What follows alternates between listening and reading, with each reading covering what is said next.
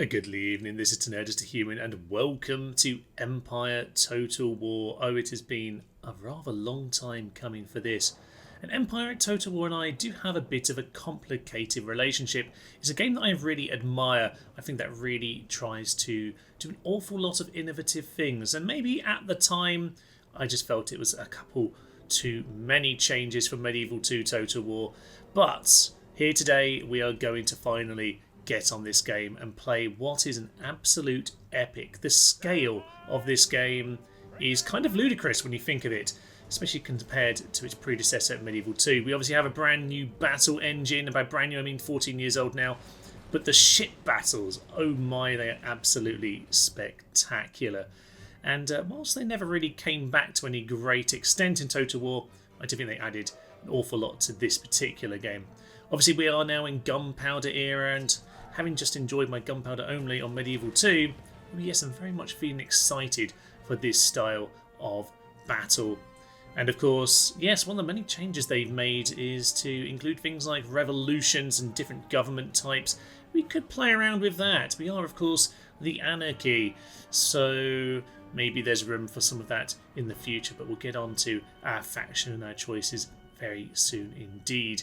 Now, I know for some people the gunpowder and artillery of Empire Total War just isn't the same kind of, chunky infantry fighting that people always enjoy, but I have learned over time to really enjoy the gunpowder, and I think it's very, very strong actually in the sort of Empire Shogun 2 era of Total War. I don't think it really ever beat that. But here we are with Empire Total War, and a rather grand introduction that is, and one that probably, graphically speaking, holds up a lot better than the slightly fuzzy graphics on the intro to Rome and to some extent Medieval 2.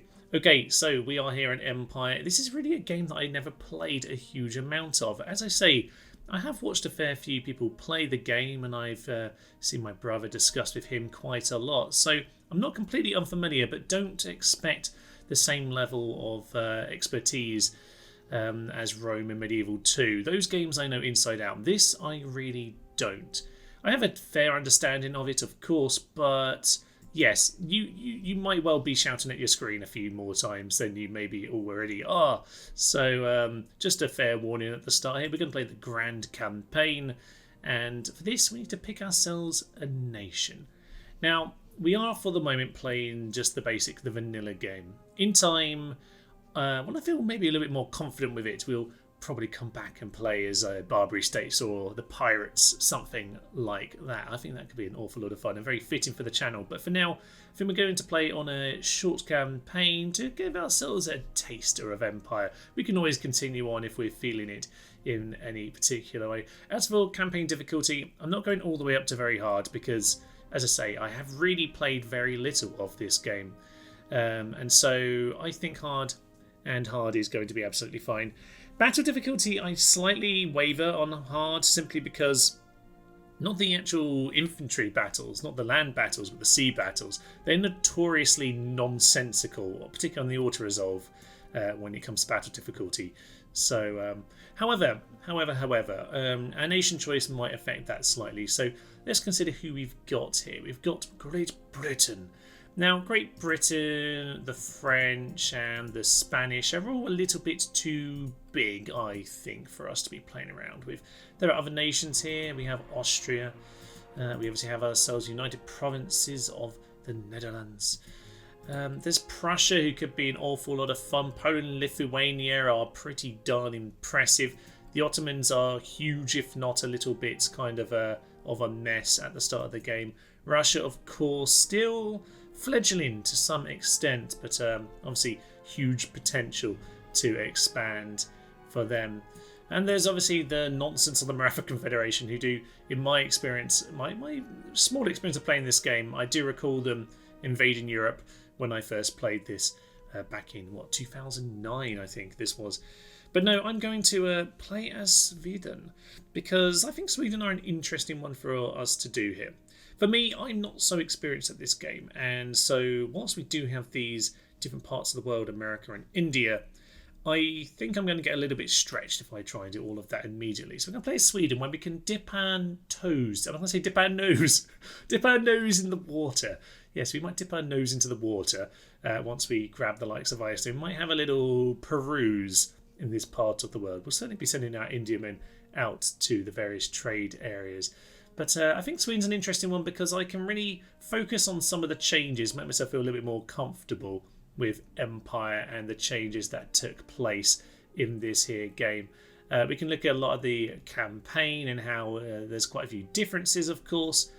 But it doesn't mean that I get too bogged down in a lot of the New World stuff. But we will, as I say, tease into that just a little bit.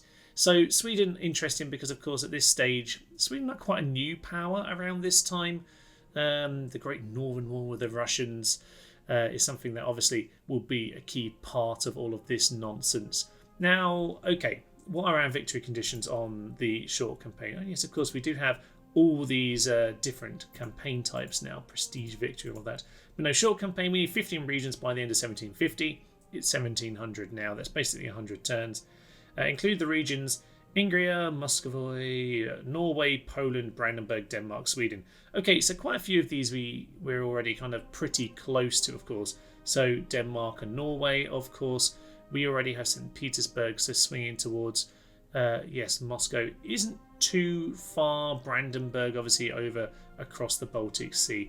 So we're actually in a pretty good position to kind of tie up our local region, and that's very much what the short campaign is about. None of this Germanian nonsense on Rome Total War. We're going to go and take Scythia out as a short campaign. Utter nonsense that. But no, we're going to play this for now. Dip our nose into the American seas, perhaps a little further afield, but I think this should suit us very nicely. So let's have a little look at our nation description. Sweden dominates Scandinavia and the Baltic, a northern European empire that is the legacy of the incomparable warrior king Gustav II Adolphus. Yes, my knowledge of him is very much that he kind of set up the sort of modern Swedish powerhouse that we're seeing here and kind of revolutionised the army. So even though he died in battle at Lutzen in 1632, the army that he created helped Sweden profit from the seemingly endless religious struggles of the 30 Years' War.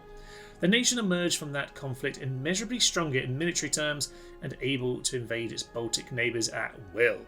This military power did, however, cost money and Swedish lives.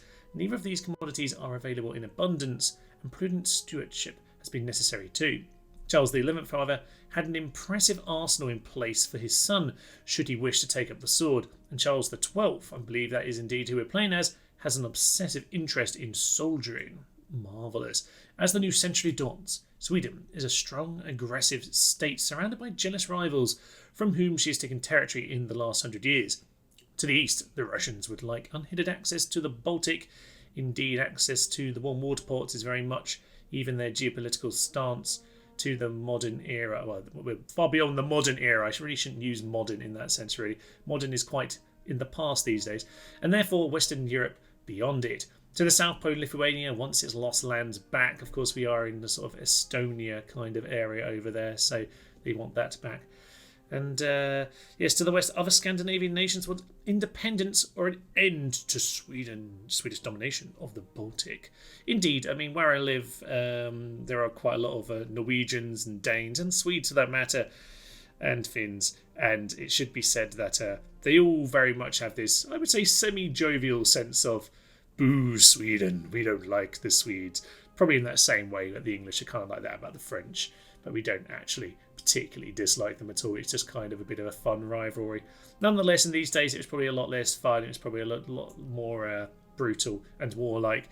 In all these potential threats, however, look opportunities for those bold enough to seize the chance. Individually, Sweden's rivals are not quite as threatening as they might appear. Russia is huge, but that is true. But incredibly backwards. I mucked up that sentence, I'm afraid. Russia is huge, that much is true, but incredibly backwards. Harsh, but probably accurate for this era. There is no reason why the Baltic, as a Swedish Mare Nostrum, cannot become the basis of a new northern Protestant empire. Sweden's armies are equal to that of any in Europe, and a navy is not without resources and skill. Without a home empire secured, who is to say that an overseas empire cannot be taken and held too? Excellent. Well, yes, indeed. Denmark Norway and Iceland at this point. So yes, Iceland will be the obvious start for overseas empire, so to speak. And we'll see how all of that goes. On the gameplay options, let us not worry about this all too much. No worries there. And I think it is time to start the game. No big gong for us on this occasion, but we'll head on in to the campaign map. Welcome to our fledgling Swedish Empire, which of course does have Stockholm here in the centre, or I should say what will be the centre when we swing across to smash the Danes before too long. But we'll get to that.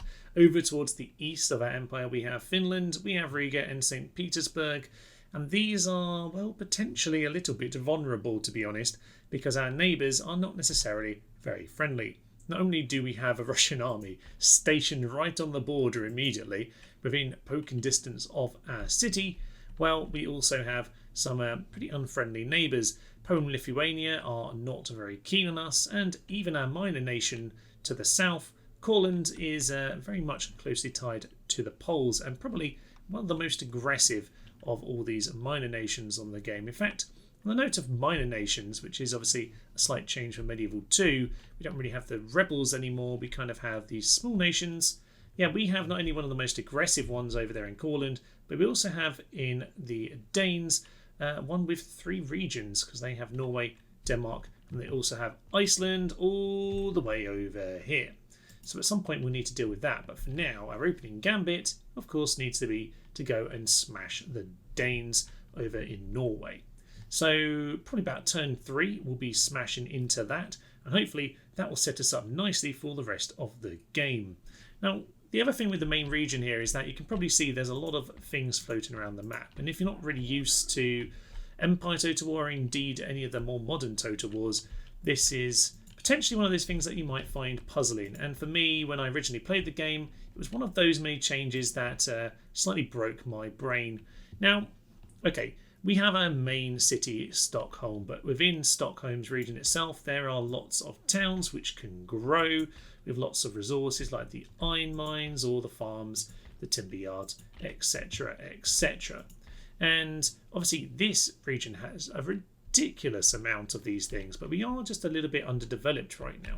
So that's something we're going to have to focus on and maybe build up over time, because there is potentially quite a lot of resource in this region to make us very wealthy indeed. So we're going to need to figure out what our priorities are to move that forward. But until then, we should probably have a quick look at our government, because this is going to be another key thing. Again, one more thing thrown on the pile that just made there be so many changes in this game that I found it hard originally to actually get my head around it all. But we have ourselves an absolute monarchy over here. In some ways, that is positive for us. It means that when we are in our ministers, I think we can just kick them out all we want without any particular problems, because, yeah, we're an absolute monarchy. We can do what we like, damn it. Now, someone did suggest in the build-up to this series that we could incite a revolution at some point, because we are, of course, the anarchy. We might well do that, perhaps later in the game. But for now, we'll stick with Karl the 12th, because he seems like a half-decent egg. He's majestic, for Pete's sake. Who can argue with that? And he likes uniforms. Love it. Love uniforms. Does seem to be -10 recruitment cost. Very nice. He's got some good traits there. A good king is good enough for me. Now, I did just boot someone out. He was kind of useless. I'll have to have a good look around and, yes, definitely get this guy into my cabinet in some way or another. But I'll come back to that. As for policies, yes, a very nice little map screen. Here we can see we probably need to do something about public order. And then there are some trade goods indeed. We'll come back to the trade when it's a little bit more relevant. Another major change from Medieval 2 Total War was that we now have a research and technology tree. So it's going to be extra important to pick where your advantages will be over your enemies. And for me, it has to be a canister shot right at the start. I want the shotgun cannons, damn it. So we're going to do that. This will take us 6 turns to research, but we do have a gentleman over here. This is a new type of agent. We can't actually recruit them anymore, but they'll just pop out of the right buildings that you build in these towns. And this Uppsala is a grand old university, and with him working there, we move on to 4 turns. We will probably swing down some of this very, very soon because I'd very, very much like to go and get myself fire by rank. But I will start with canister shot and we'll move on back to that soon enough. Back in Stockholm, though, we probably need to have a quick look around because in terms of recruitment, this is the only place we can currently get ourselves some of our line infantry, which is lovely and very much like the musketeers in Medieval 2. These are going to be the basic line troops that will help us win all of our battles, and it's certainly going to be a technological advantage over most of the enemies at this stage of the game. So we'll get a couple of those recruited there. As for Oslo, which is where of course we need to send all of our armies, what do they even have? Well, first of all, we do see a fort. You do increasingly get these objects on the map, and we can also see a small great bar in the city, which is simply their garrison. A lot of the more modern features of Total War first featured in Empire.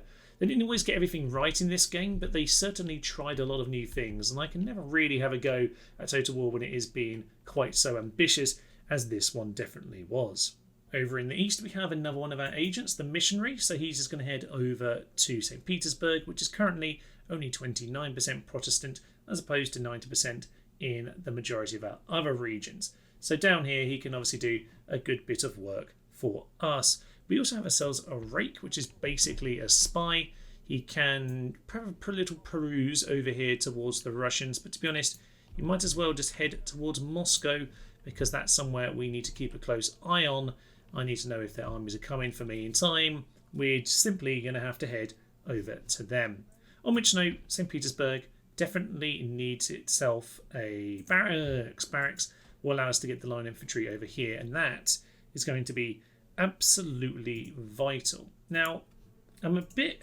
I'm making up my mind about Courland here. Courland can be quite aggressive. I'm just going to send an extra cannon to start with because they're not really... haven't really got a lot there. I might indeed send the whole army, but I've got to be careful with the Russians if I do that because we have a lot of aggressive enemies here and we need to make the right early choices. On the note of the choices though, we've already mentioned the line infantry, but we do have ourselves pikemen quite a bit at the start of the game. They're surprisingly not actually good against cavalry, but you know what? They'll do the job against early kind of riflemen who basically, well, without fire by rank, the pikemen can get in and do a very, very good job against most of the units we're going to see. Basically right now, we've got quite a lot of potential, but we're just lacking the infrastructure. So I think the key thing for us is to, I guess, be fairly aggressive in these opening turns. Make sure we've got the border situations exactly how we want them, and then we can build and expand from there, because I think we could be very, very rich indeed if we play this right. It's well worth looking at our diplomatic relations, which are absolutely terrible. Look at this. The map is paved with red, and, well, soon enough it'll be paved with the red of their blood, because quite frankly, I don't see how anything other than Total War is going to be the way that this goes. It is, of course, the name of the game, and I suspect that is very much how this is going to go. Now, okay, other relations are not so terrible. We've got France and the Ottomans are looking green right now. We do have trade with both France and Britain. That is excellent, actually, because they're not only two fairly wealthy potential friends, but also they will have control of the seas, most likely Britain, but between them, certainly they're good people to have on my side. And that will allow me, once we've dealt with Denmark, to actually get my Inderman out to the seas and hopefully trade in some very nice resources. So, yes, diplomatically, things not looking so good, but the Ottomans do border a couple enemies, so we might be able to do something with them as we go forward. Elsewhere, we've got ourselves some farms in Stockholm, because one thing I've noticed, most of my cities are struggling with their growth rate, which means, yes, our villages aren't growing, which is a bit of a problem. So we're going to try and fix that how we can. Over here, actually, on our policies tab, I have turned down the lower classes tax simply because, well, that firstly gets Finland a bit happier, but also just please have more children. We need soldiers. I mean, people. We need people because we appreciate people, damn it. Elsewhere, though, yes, in Finland we got ourselves a lovely little mine going on. Down here we're building ourselves an Indiaman ship, which always seems sensible to gain some future money. And our boats are sitting here at the crossing to make sure that Denmark doesn't stab us in the back when we do get our men over towards Oslo. And I'm just going to refer to it as Oslo because we will rename it as such, damn it. Now, as for Courland, this is probably the key early decision here, and I've decided, thinking about it, that I'm gonna go and punch them in the face. And that's mainly because, well, okay, Courland's already quite close to Poland, and actually, if you go look at the diplomatic relations once again, my nation's Denmark. Who are they allied with? Oh, Poland, Lithuania, Russia. So as soon as we declare war on them, we're pretty much declaring war over here as well. And that means we might as well just go and smash Courland before they grow and become an unstoppable monster. So I'm just going to gather what I can. There was one cavalry in this fort. I'm gathering more over here. And to be honest, we should probably be getting ourselves a unit of militia in these towns to make sure that we are as safe as we possibly can be. So yes, this is going to be an aggressive start. I wasn't quite expecting me to feel like that, but that's how I feel, damn it. As for our general situation here, I mean, while I'm building the mines, we do actually have furs, which means we have a pretty strong resource early on, which is always nice. Anything else of note to tell you? Oh yes, our coaching house over here, I'm just going to demolish it. I'm not too worried about getting agents from there, but I wouldn't mind some more research rate because we're going to need to stay ahead of our enemies. So we'll build ourselves a second school over here, overlooking the lake. It's going to be beautiful. Oh, Empire, you don't disappoint. One of my main memories of Empire was some absolutely wild offers in the negotiation room.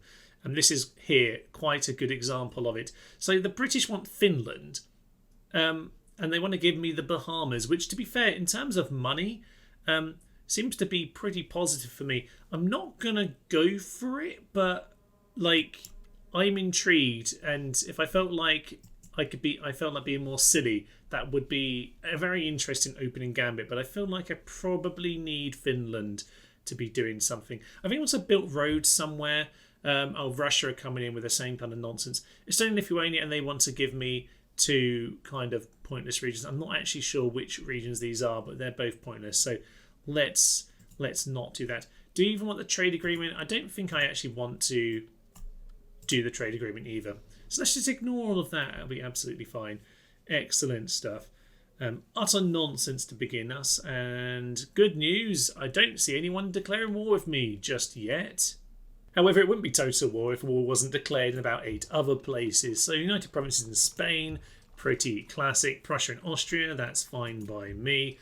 And Poland-Lithuania, Austria, excellent. So yes, there are many, many wars happening. Let's not worry too much about those. Can we get to Norway? Let's not declare war. Yes, as soon as we enter their land, it is a declaration of war on this game, which does make absolute sense, of course, but is somewhat different to earlier Total Wars. This line infantry might get close enough to actually get involved. Who knows? Okay, so someone has gained an amusing CAD. +1 to happiness. -1 to happiness for the lower classes, though.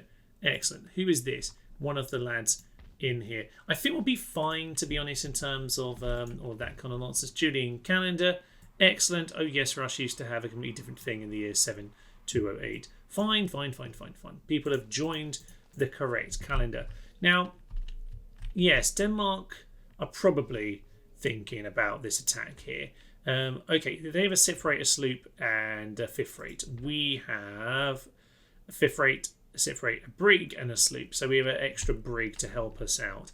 We also, I think, have the ability to build more that they don't. They have a trading port at Aarhus, but we do actually have a proper port here. I'm not going to build anything else right now. I don't feel like I really need to worry about the Navy, although I do have a very good admiral over in my government. So yeah, my Navy actually does at least have that, which is +4 to naval military technology research rate, recruitment roster and upkeep down. So that's nice. And yes, this lad over here is actually quite good as well. So we have +2 command in sea battles. So yes, between our minister and admiral, we should be fine when it comes to all of that. As for all of this nonsense over here in Courland, well, we're going to get everyone into Riga, and we're lining that up for next turn. Yay!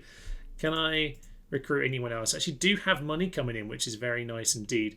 Provincial cavalry and militia. How much? What was that actually our army over here? We have ourselves actually 2 generals and a cavalry, so I think we're absolutely fine for cav. We'll just get ourselves 1 more militia because that's all we can do, and that will have to be enough, we hope. So we'll get a minister, a Protestant minister over there, and he can go and do that. Missionary. I don't know why I said minister. Just a load of words. They're all meaningless, quite frankly. This turn, to be fair, is going to be fairly quiet. I might just want to consider where else I actually put some infrastructure. I think I built the roads over here, did I? Yeah, so roads, cobbled roads over there. Yeah, I mean, I'd be tempted to do this kind of thing. It's a bit of extra movement, which isn't the worst plan in the world. You know what? We're going to be moving between these two, so I will do it at least there. And actually, it wouldn't be a terrible idea to have it over here, although I can just get them on the boats in a few turns' time. So maybe let's just build one more of our farms, perhaps this one over here in St. Petersburg, peasant farms, and I'll probably save up my money just a little bit, assuming I don't want too many more units. Maybe, just maybe, I want a little bit more line infantry out of Stockholm, because I will be swinging down to Copenhagen soon enough. A new day, and we do have ourselves a rake, which is interesting. We can make use of him. I don't know actually where we want him to be for now. Probably somewhere down in the Polish territory, because we already have one over here towards Moscow. So that's interesting. So Pittsburgh, I just added an extra militiaman just to make sure we had something here. So we'll continue to make use of that. Now, how are we looking? They have added some units in between, haven't they? Yes, maybe just 1 militia. I might be making that up, but this is gonna have to do. It's gonna have to do. Shit is about to hit the proverbial fan at this point, by the way. So we're going to declare war. That's immediately going to pull in Poland, Lithuania and Russia. Seems like a stupid decision, but it's absolutely the most eminently reasonable and sensible of all of them. So we'll immediately put Oslo under siege. We're going to call it Oslo because we're the Swedes, and that's what we're going to call it. Damn it. So just continue the siege for the moment. We'll send the reinforcements in to join up with the army. Thank you, sir. And one day they'll actually arrive and we can maybe do something. These boats probably need to be cleared out as well, just to make sure all is fine and dandy. So we will demand surrender. It was refused, unsurprisingly. So let's head on in. What do we have? Pikemen. Armed citizenry mob. Lots of armed citizenry. And we have ourselves some militia. So 2 militia, 1 pikeman, 3 of the armed citizen firelock, and some provincial cavalry, who's the general. We've actually got ourselves 3 line infantry, and that pretty much should be victory in itself. So in we go, and let's take them down.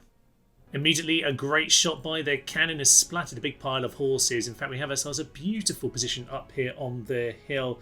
We're actually got a very interesting little city here. So here is Oslo. City battles aren't quite the same as they were in Medieval 2, to be honest. But a bit like in Oslo, if you head up the little hills up towards Holmenkollen, you can get yourselves up nice little paths like this. So I would say in some ways that's surprisingly nice and accurate for the actual geography.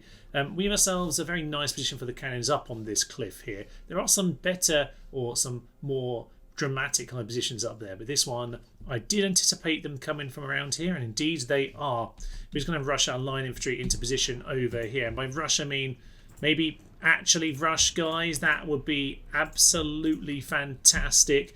They've got some pikemen coming. My pikemen are actually, yes, some militia running into this house on the side here, and the pikemen are walking. Maybe get running as well. Just get yourself into position. You are not necessarily in the position I want you to be. Why are you over here? I don't know. I think you're supposed to be this line infantry in that position. So get yourself over there. Yourselves in a nice thin two. To be honest, I did want someone over in this position, and I think that's these guys. So maybe these guys can run instead. So if you want to bring yourself over to where I want you, that would be lovely. Maybe they can be bait. I think they're good bait right now. Let's go with that. So we have some militia over here, some unlocked citizenry. They're terrible, as we know. Get my cavalry, actually. I have a big pile of it. We get the general back, but I might just send my cav.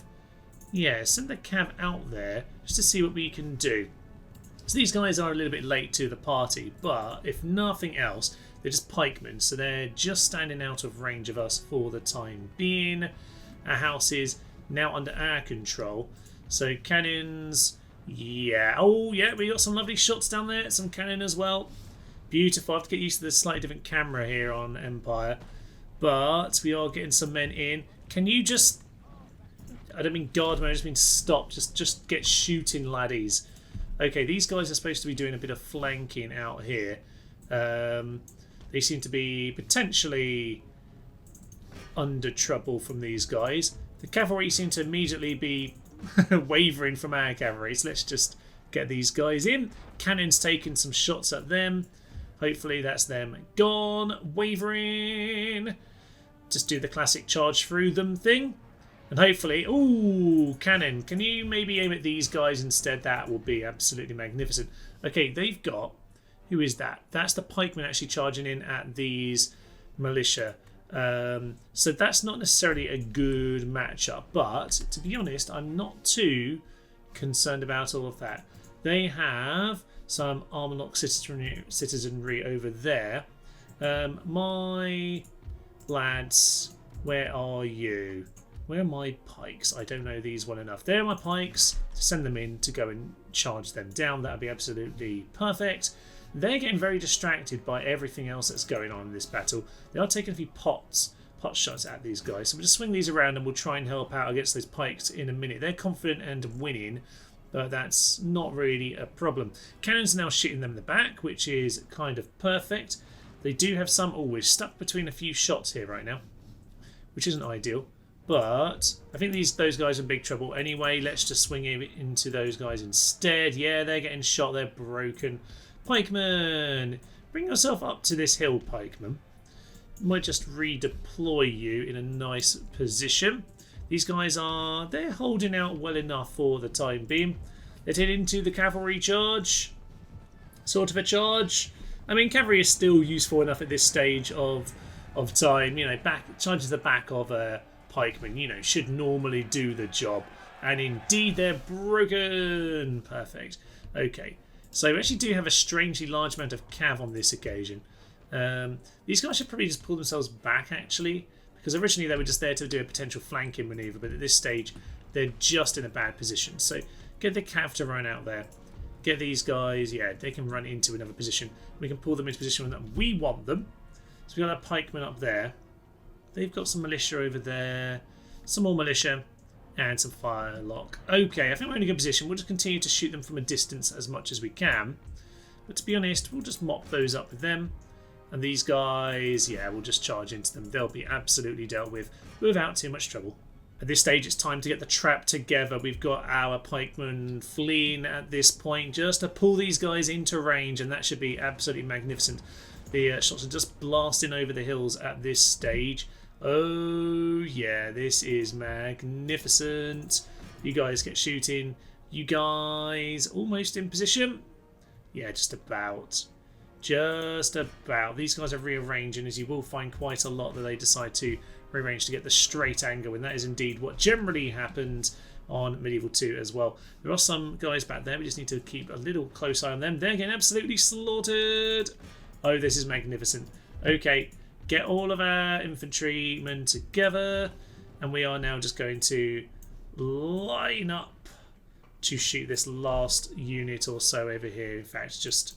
Are they actually behind a wall? Yeah, they are actually behind a wall. Fair play to them. They put themselves in a good position for that final unit, but to be honest, they're so far out of position of the rest of their army that I think that's just a big problem for them. So we're going to get all of our men forward. And I think that might actually be out of cannon range. They are indeed out of cannon range. Might get a bouncing shot on one or two. I'm actually shooting my own minute this time. Stop firing at will. Cancel, cancel, cancel. Council? I can't even speak. But I think now with this last unit over here, good position as they are behind the wall, I think we'll just get our men in behind them as much as possible and they'll be shot down. Oh yes, and they're absolutely panicking from all of this. They're actually already routing. That is perfect. We don't even need to take them on. I'm not even sure what still leaves us without technical victory at this point. There we go. No, we'll continue to ride them all down, and that will be magnificent. Send the general out. Get your sword of bloody, sir. Slash them down to the earth. And with that, we have taken over Norway. Agent being recruited immediately. Rake in Finland. I thought we already had that under our establishment. Yes, indeed we did. We're just getting repeated messages. Construction report. Okay, did I just ignore all this before we headed in? Quite possibly. So yes, we have some basic roads in Finland, some peasant farms in Ingria, and some iron mines over in Finland as well.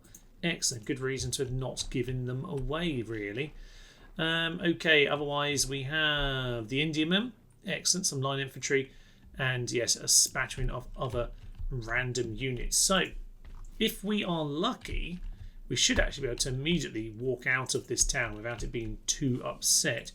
So, how are we? Well, to be fair, we don't see the movement points this turn, so we'll have to do that next turn anyway.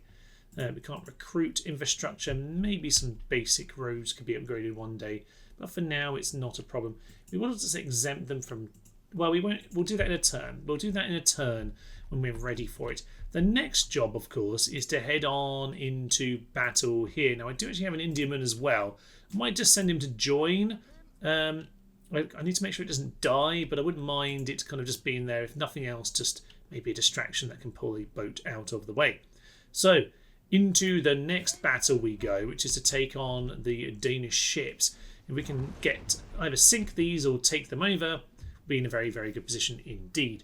So as we already explained, they do have, yes, a fifth rate, a sixth rate, and a sleep. We have a fifth rate, a sixth rate, a brig, and a sloop, as well as the Indiaman I just chucked in there. Not going to be particularly useful with the Indiaman, but it will exist. So let's take them out. Oh, look at that beauty!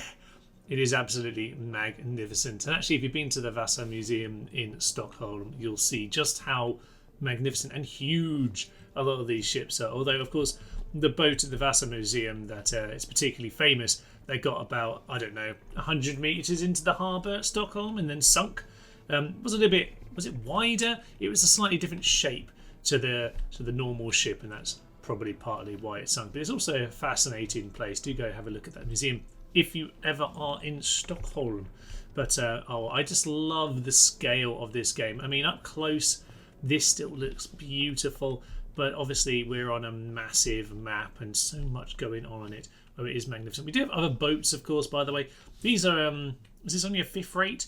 So we have many bigger ships to go. So yes, we have a fifth rate. We do have ourselves a lovely sixth rate as well, which is the next one along.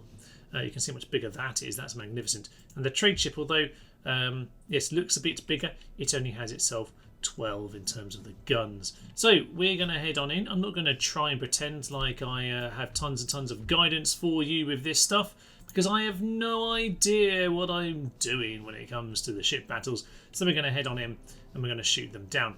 Now, we do have the wind to consider, which is why I'm sort of swinging this way. And they are a bit slower, these battles. Now, people generally speak quite badly about like ship battles, like, oh, I'm glad they're gone. Although I do hear plenty of people as well saying like, oh, I wish ship battles were back. But, you know, I do think this is absolutely 100% necessary for Empire. For Empire, you absolutely needed to have ships. It wouldn't work without it. And it is a bit of a shame that they're completely gone, but I think they are just magnificent spectacles on this, even if, as I say, a little bit slower in terms of the general battle style. Now, they are forcing these two, unfortunately, to be a little bit together. We should actually swing about through them here. So what I might try and do is, what have we got? The sixth rate up there at the front, and then we've got the others. We've got the fifth rate back there. I might try and get Yeah, maybe these guys to actually go on to chain shot. So, yeah, actually you slightly that way. You slightly... You slightly less that way. There we are. Fine. You in that direction. You in that direction. We got some chain shots early on. This sloop we might as well just sink, to be honest, but the chain shot might do something useful to those guys. We can try and isolate this flagship of theirs. It might be good for us, actually. So we'll see about this, but it might be a bit of a long affair. At this point, we are just going to turn our ships around. We do have two different sides of hull to consider, but also I just want to really get my boats swinging on past there. The Indiaman is back there, so maybe you can just kind of do something. Nothing too much. Ooh, that wasn't the best for my friends there. Struggling a little bit at the sloop, but it's fine. He's going to swing on past this guy in a moment. And okay, good. We should get some different time shots there. And we're just trying to take out the sails at this point. You're taking shots at him. Not too interested in that, actually, my good sir. Maybe try and bring her a boat. And we'll just swing around this ship. I want to get this one immobilised, and then I'm a bit more chilled out. So I'm just going to try and shoot down the mast with these chain shots. And then from there, we might be in a better position just to maybe worry about the other two, who might just get distracted by the Indiaman if we're lucky. Unfortunately, our sloop has slooped on down to the sea because I don't know what I'm doing. But nonetheless, we will continue to push on. And the Indiaman might actually start being of some use in a moment. So swing her on rounds. And, ooh, they got a good hit on us there. But let's just turn her around and get a big hit on this flagship. What we need to do is take out this flagship, I think, at this point. So you really focus on that. Don't actually attack it properly. No. Do this instead. Lovely. And down goes the sail. That's just what we wanted to see. We do have another rout though, unfortunately. This is a bit of a concern. Enemy admiral has been killed. That's what we want to know. That is definitely what we want. So they have surrendered. That is excellent news, and with that we should be in a position that we want to be. So we just need to maybe swing these guys around, and at this point go back to round shot. You are potentially okay. Get back to your round shot as well. You're about to ram into the admiral's boat. That's not really the plan. Indiaman exists, and that's about all I can say for it right now. You though are we're just pushing the boat. Let's maybe just go past this. Oh, we're in a traffic jam on the sea again. This is always what happens. No, we want to eat this boat. Don't blow it up, you numpty. At this stage, this sloop is surrendering and sinking, which seems like a victory to me. And yes, it's just this one sit rate that's trying to escape. It does say firing, but they are basically getting away. If we can hopefully have captured this admiral's ship, this fifth rate, I'd be very, very happy, because that's really the ship that I want. So hopefully that is absolutely the case. Well, luckily the last ship has turned back into us and is now routing. That's perfect. Let's take her out. Beautifully, we have managed to capture the fifth rate, which is perfect. The sixth rate I might well just sell to the Sea Police, as a military node so beautifully called it. And with that, we've added ourselves a pretty solid ship, because I don't really want to be building any.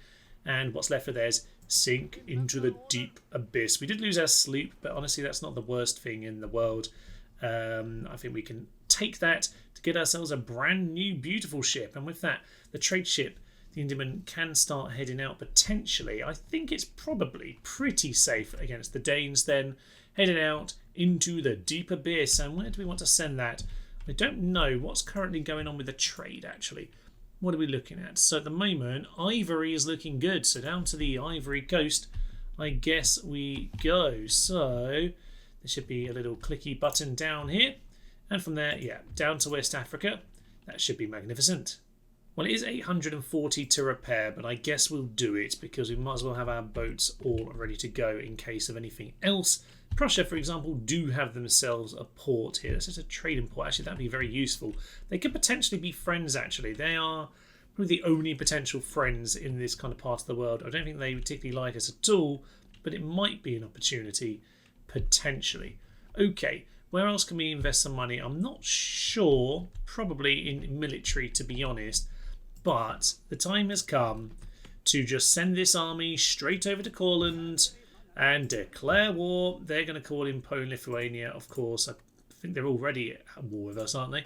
But either way, this is what we're going to have to do. And, okay, it thinks it's pretty even, and I wouldn't disagree.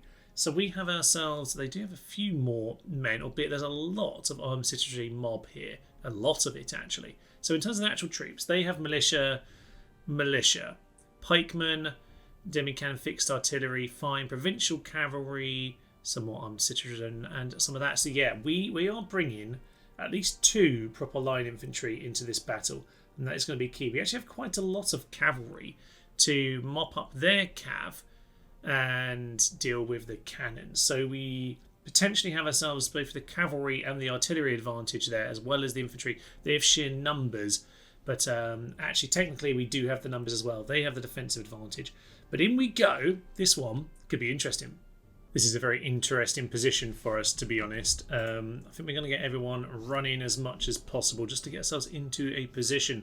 Found their cannons, which are actually quite a long way from me. I'm not sure they'll actually generally be in range. We're going to go grab this house. We're going to go and build ourselves a nice line of militia along here and try and get our stronger troops across this here flank. And there is a wall, so it's not a bad position for us to generally take up. Cavalry unfortunately ended up the wrong side, which is unfortunate, but they're about to enter cannon range, which is great because all the cavalry are about to get shot probably. Okay, firelock over there. We have more firelock, second regiment of foot. There's some pikes. Okay, grab my cavalry, and they can... Oh, cannons are going to blast them. They won't be happy about any of that nonsense. We might as well, as the cannon shots come in to support, pretty much immediately wipe them out. That's good.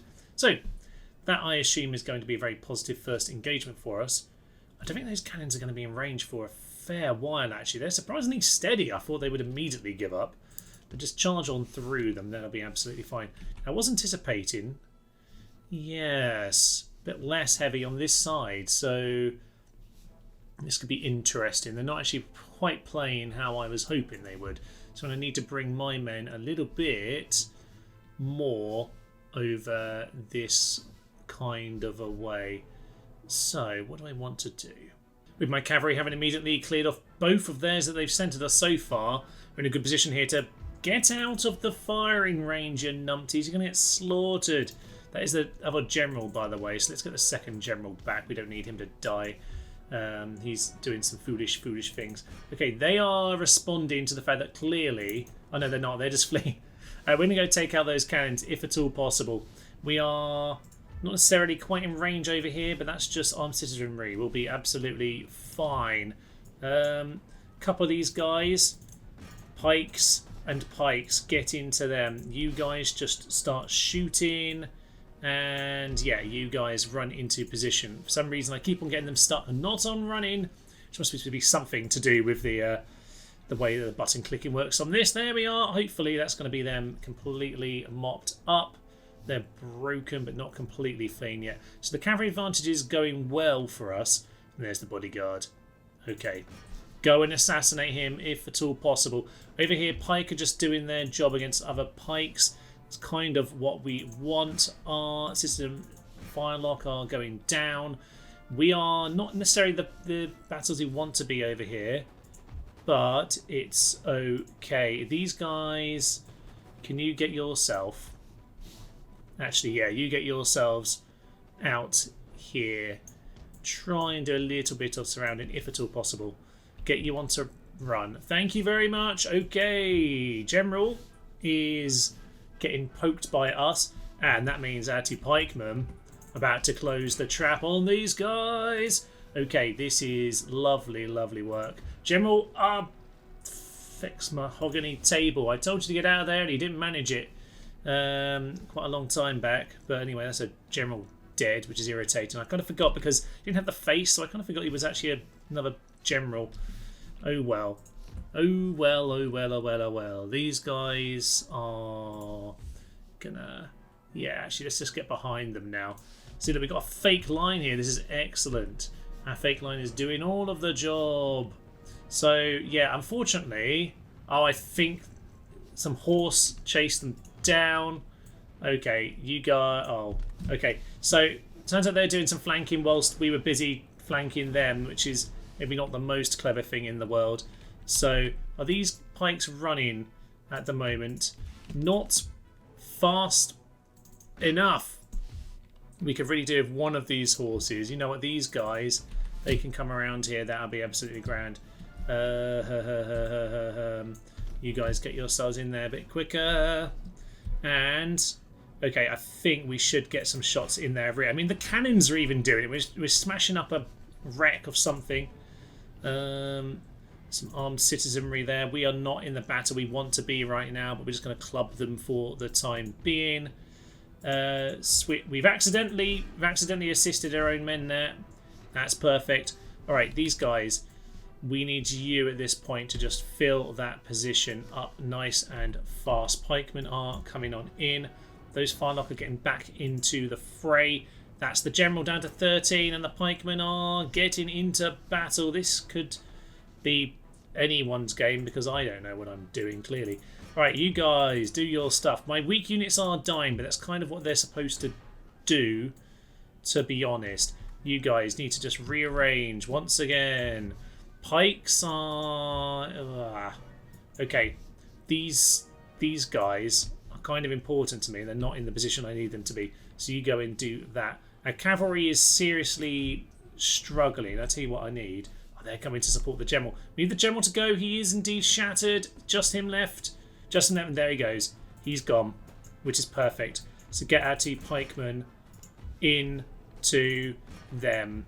Get the cavalry around. We're kind of winning some flanks and losing others. That's kind of the whole design of the battle, really, was to leave kind of rubbish troops at the front gate, and then hopefully they waste their energy on them while we get around with our stronger lads. But even so, it might seem wasteful in some ways, but to be honest, we're doing the job over at this part of the battlefield. Yeah, looks like we're starting to mop them up now. There was someone in the rear, but he seems to be fleeing at this stage. It's a real shame that general died because it doesn't look like it was necessary at this stage. Pikes, there we are. We'll continue to mop them up a little bit more, but the battle is ours. A close victory, it says. I would say that I used my troops in the way that I planned, and that's good enough for me.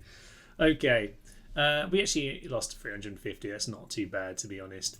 I'll take that. It's just the general that's a bit annoying. I just kind of forgot that he was that particular general. Nation technically destroyed. This nation has been destroyed, its home region having fallen into enemy hands. A once great nation will become nothing more than a footnote in history. Things can come back in this game to some extent, though. Oh, we just got all of these things back again. All right, trait gained. We gained ourselves. +1 to morale in battles. Lovely stuff. Great. Region captured, as we well know. Trait gained. Cool under fire. +1 to morale in battle. Okay, and that presumably is referring to the fleet, isn't it? Which is in port. Yes, in port. Cool under fire. Excellent stuff. So plus morale, very much what we want to see. Okay, so we've got ourselves a new region now, not necessarily a particularly poor one either. Even if it is quite small, it's actually got a surprising amount of things in it. So, okay, army, great. Bit annoying we lost that general because we might well be needing that going forward, but hey ho, it is what it is. Let's have a quick check of our diplomacy. The likes of Prussia, who are currently unfriendly, but okay, let's see what we can maybe do with that. Currently, the trade isn't actually possible, but unfortunately, unless we request an alliance, which isn't going to work right now because we're not very friendly with each other, I don't know what else we can do. We have an Indiman via an Indiman, and we're just going to auto-resolve. And as it happens, I captured the ship. Oh, beautiful. Well, that works out beautifully. The Danish ship has now been taken under my control. And with that, I don't know why it's sinking into the sea, because there was literally one Indiaman taken on mine. We'll very happily take that result. How they knew we were there, I'll never know. I guess it's a trade route, Thomas. That's how it works. You have visibility along trade routes. Okay, some important things then. Building constructed in Anglia, St. Petersburg. Of course, we have ourselves a national army, with now line infantry. Excellent. So yes, we should now be able to recruit the line infantry over here, which is absolutely key because the Russians are now floating near the border. But I think we seem to have got away with that, haven't we? We do have Protestant missionary from Prussia. Very nice. We do have a rake heading off in this direction. I'm going to need that because I could do with maybe knowing if there's a good opportunity to snipe in these Polish territories right now. I wouldn't necessarily mind. It's probably a bit of an overstretch, but potentially that could be an option for us. Elsewhere, it seems like a fairly quiet time. Prussia, Poland-Lithuania, interesting. They've broken their alliance. I didn't know they had one, but that's probably good for me. Excellent. So you have some German militia over here. That's exactly what we'll need. And smallpox inoculation. Well, that's very nice, isn't it? You could probably do with a bit less of smallpox. Fine. Okay, Denmark is gathering its forces. We are going to grab our army. And how far... Actually, to be fair, how far can the boats go? Because they probably can get us a lot of the way there. So we'll grab our boats. We'll head over here. And I don't know. They shouldn't have any more boats, but I didn't think they were going to have any last time. I guess they just built that boat at the particular moment. I'm going to tell them to get onto the ship. Excellent stuff. And okay, and at this point, how far can we get? We can get them onto land. Okay. Okay, I think what we want to do, to be honest, is get them on land around here because I could do with getting the reinforcement guy in. So, yes, we'll swing our boat down there. Likewise, we'll wait for them to be plopped on land, see what silliness happens. Ah, yes, of course. We land in our port, we can immediately move. I forgot that's how that works. So, you can't quite make it to him, can you? Even so, we might as well get you nice and cozy up close. And, oh, he did officially join. That's excellent. Okay, so next time, surrender refused. Next time, then, we'll continue our assault on the Danes. Copenhagen herself will be under siege. What do they have here? An awful lot of firelock. An awful lot of firelock and a few more back there. Now, are those cannons going to be useful if they come in as reinforcements? I suspect not, but I can't quite remember how that works. Fine. Well, we've got some men in to go and deal with Copenhagen. We obviously lost a few men in the last battle, but it doesn't seem to be too much. I think we should be okay. The game seems to think it's fairly balanced, which normally suggests I'll be able to win. So I would say, consider I don't really know the game that well, this has been successful enough opening. We've gained ourselves Norway. We've gained ourselves Courland, which I kind of went a bit impulsive with, but to be honest, I'm glad it's gone. It's just another issue, potentially, that at least is now out of the way. Now, the Russians we're going to need to think about very soon because on our research, we are currently one turn away from getting ourselves, yes, a beautiful, beautiful canister shot. Basically, shotgun cannons. They're going to be lovely. But after that, we do need to start thinking about, oh, I forgot to do the town. We're supposed to build a school. Build a school, please. Yes, we want to get some research done.